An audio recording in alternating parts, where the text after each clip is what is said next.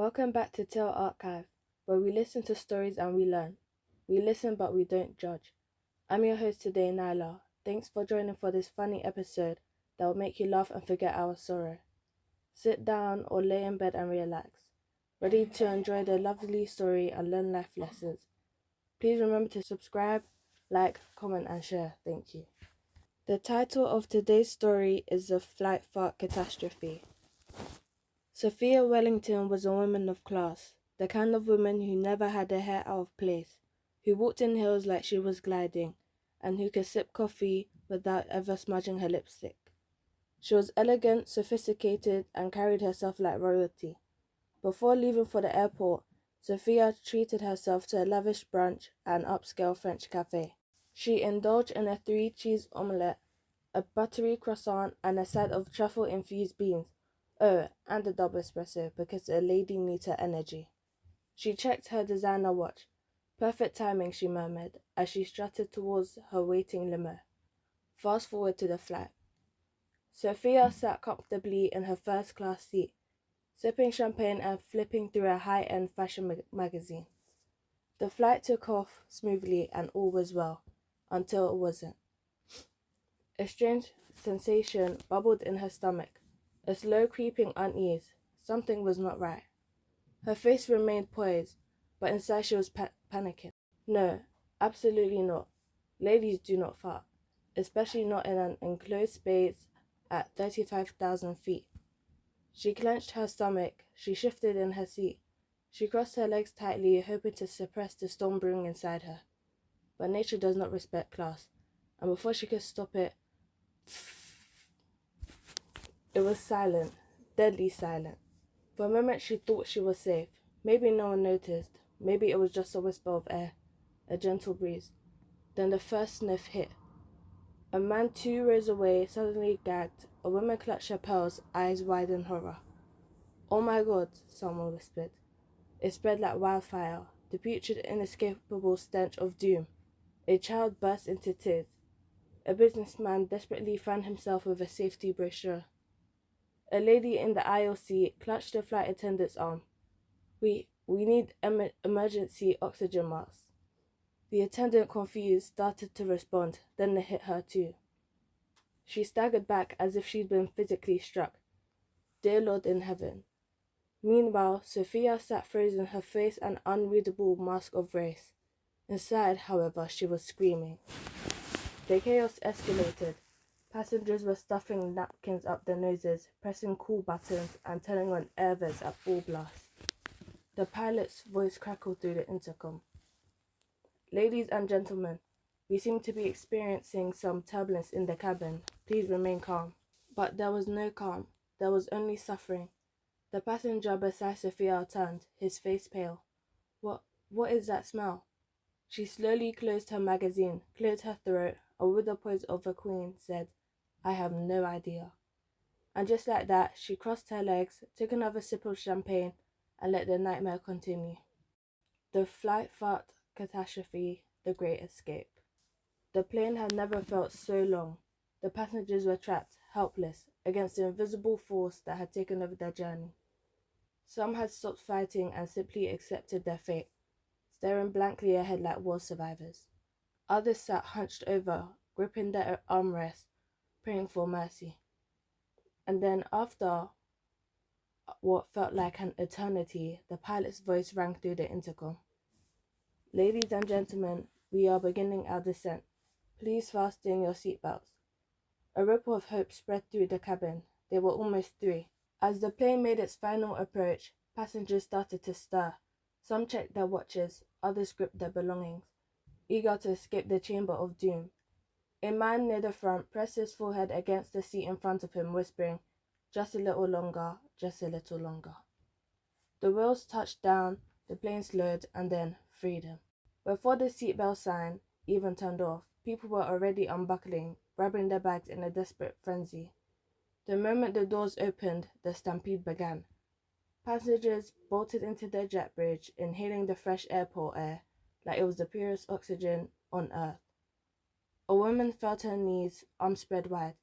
Thank you, Lord, I can breathe again.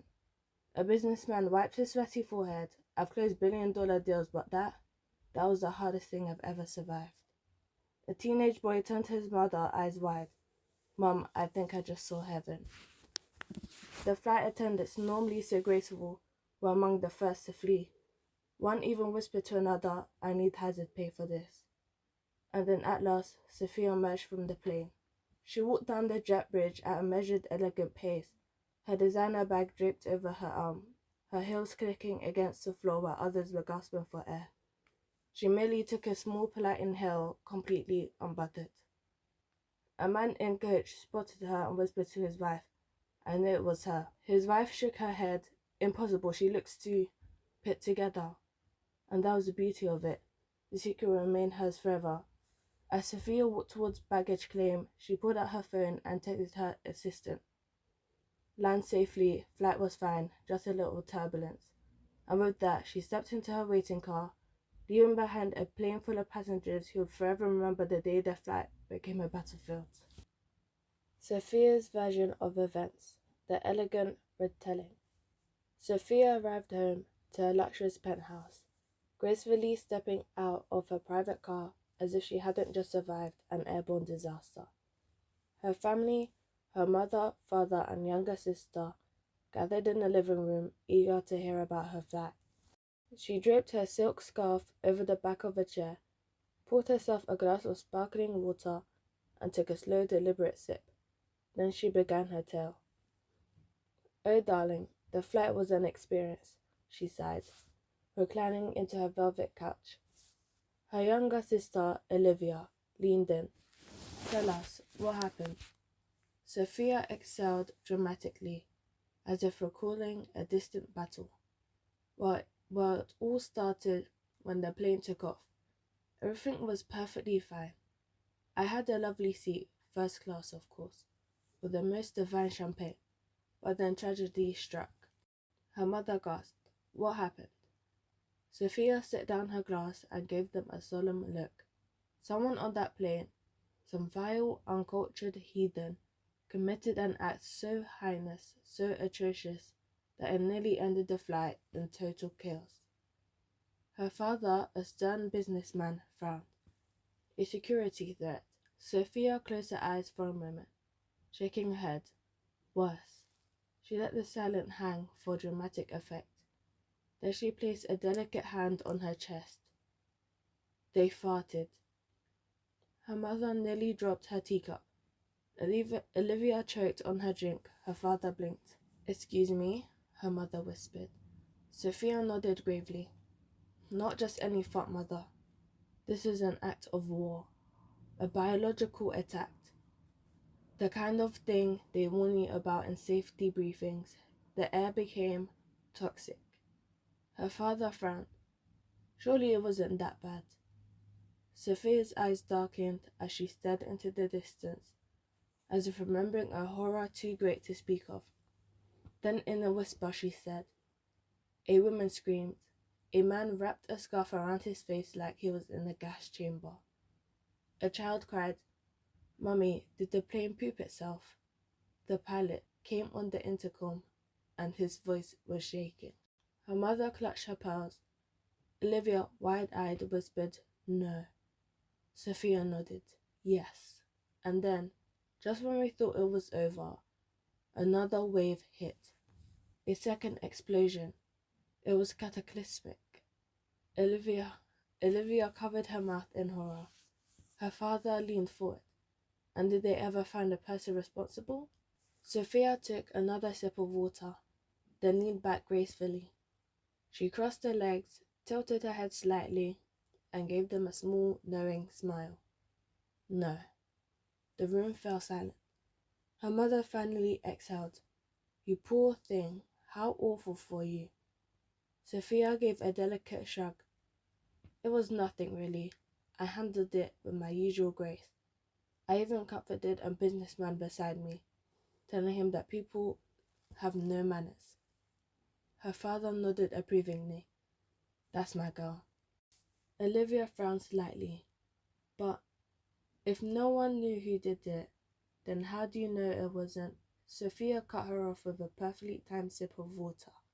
then stood up, smoothing her dress.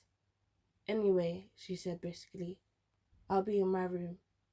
That flight was simply exhausting, and with that, she walked away, leaving her family still reeling from the tale of the Flight Fart Catastrophe, never knowing that the true culprit had been sitting right in front of them all along. The moral of today's story is don't judge a book by its cover. The fact that someone looks stressy doesn't mean they won't respond to nature. In this story, do you think Sophia did the right thing by not owning up to the fart? Also, why could she not be honest with her family? If it was you, what would you do? Let us know your answer in the comment section. Remember to subscribe, like, comment and share. Thank you for listening. Until we come again with another wonderful story, be good. Goodbye.